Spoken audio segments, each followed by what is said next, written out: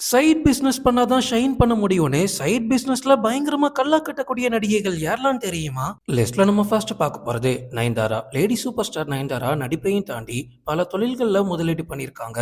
தன்னோட கணவர் விக்னேஷ் சிவன் கூட சேர்ந்து அழகு சாதன பிராண்டான நயன் ஸ்கின்னையும் ஆரம்பிச்சாங்க. இது மட்டும் இல்ல, திரைப்பட தயாரிப்பு நிறுவனமான ரவுடி பிக்சர்ஸ் மூலமா பல படங்களையும் தயாரிச்சுட்டு வராங்க. அது மட்டும் இல்லாம உணவு மற்றும் பானங்கள் தொடர்பான சில ஸ்டார்ட் அப் நிறுவனங்களையும் முதலீடு பண்ணியிருக்காங்க நயன்தாரா. லிஸ்ட்ல நம்ம அடுத்து பார்க்க போறது சமந்தா. தென்னிந்தியாவோட முன்னணி நடிகையான சமந்தா சாக்கி அப்படின்ற ஃபேஷன் பிராண்டை நடத்திட்டு வராங்க.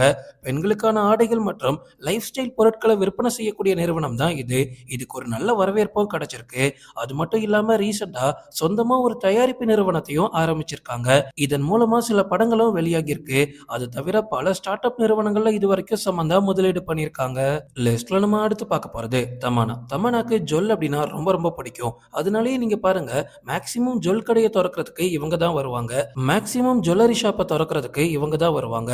நடிகை தமன்னா நகை மற்றும் ஃபேஷன் துறையில அதிகமா முதலீடு பண்ணியிருக்காங்க. அழகு சாதனம் மற்றும் லைஃப் ஸ்டைல் பிராண்ட்களையும் சேர்ந்து பல தொழில்களை பண்ணிட்டு வராங்க. மற்ற நடிகைகளை கம்பேர் பண்ணும்போது விளம்பர ஒப்பந்தங்கள் தமன்னா அதிகமாவே பண்றாங்க. சில விளம்பரத்துல நடிக்கிறதுக்கு 2 கோடி வரைக்கும் சம்பளம் வாங்கியிருக்காங்க.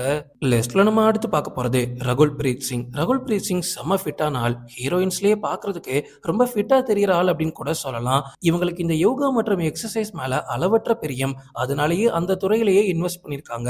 இந்தியாவோட பல முக்கியமான நகரங்கள்ல F45 ட்ரைனிங் அப்படின்ற ஃபிட்னஸ் ஜிம்மா நடத்திட்டு வராங்க.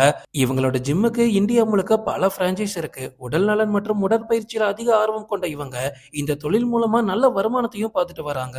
லிஸ்ட்ல நம்ம அடுத்து பார்க்க போறது த்ரிஷா. த்ரிஷா பல ஆண்டுகளா முன்னணி நடிகையாவே இருந்தாலும் அவங்க ஒரு மிகப்பெரிய பிசினஸ் உமன் அப்படின்னு நிறைய பேருக்கு தெரியறது இல்ல. இந்தியால இருக்கக்கூடிய நிறைய பிராண்ட்ஸ்க்கு இவங்க அம்பாசடரா இருக்காங்க. அது எல்லாத்தையும் தாண்டி ரியல் எஸ்டேட்ல த்ரிஷா கொடிகட்டி பறக்கிறதா ரீசெண்டா செய்திகள் வெளியாகி இருக்கு. பல இடங்கள்ல த்ரிஷா இது வரைக்கும் இன்வெஸ்ட் பண்ணி வச்சிருக்காங்க.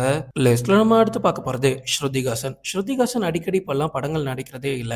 அப்பெல்லாம் அவங்களுக்கு எங்க இருந்து வருமானம் வருதுன்னு நினைக்கிறீங்க? இசைத்துறையில இருந்து தான். அவங்களோட இசை நிகழ்ச்சிகள், சர்வதேச இசை ஆல்பங்கள், டிஜிட்டல் மீடியாஸ், இது எல்லாம் மூலமா தான் அவங்க பயங்கரமா சம்பாதிச்சுட்டு வராங்க. பல பிராண்ட்ஸ் கூட சேர்ந்து மியூசிக் போட்டு அதை சேல் பண்ணி ஒரு நல்ல வருமானம் வருது ஸ்ருதிக்கு.